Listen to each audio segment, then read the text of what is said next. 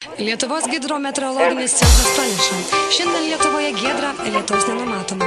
Visi horoskopo ženklai gali nesiparinti.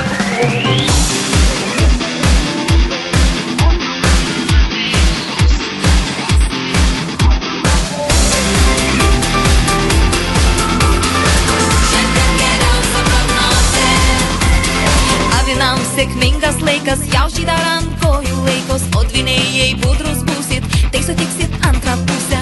Vežiai žiūrėk į priekį, liūtę neliūdėk, padėkit, rast mergeliai savo dalę. Mūsų prognozė, nebūk namuose, dabar pats palankiausias metas. Atsipūs pailsėt, hei, aukščiau nosį, šiandien geriausia prognozė. Hei, svarstyklės, take it easy, jūs aplenks finansų krizės. Skorpionams šiandien sekas, o šauliams ko gero šakės. Mes pajuokavom. Ožiaragiai ir vandeniai, šiemet jūsų lauks vestuvės, laikas prie jūros žuvį. Mūsų prognozė, nebūk namuose, dabar pats palankiausias metas. Atsipūs pailsėt, hei, aukščiau nosį, šiandien geriausia prognozė.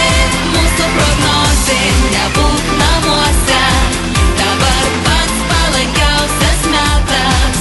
Atsipūs pailsėt, hei, aukščiau nosį, šiandien geriausia prognozė. Mes visus, kuriuos minėjom, norim perspėt, nusidėjot, jei bent kokią gražią dieną likot namuose ir vienas. Darbininkai ir bedarbiai, paskutinį kart pagarbiai norim pakartot prognozę. Nebūk namuose, mes išvažiuosim.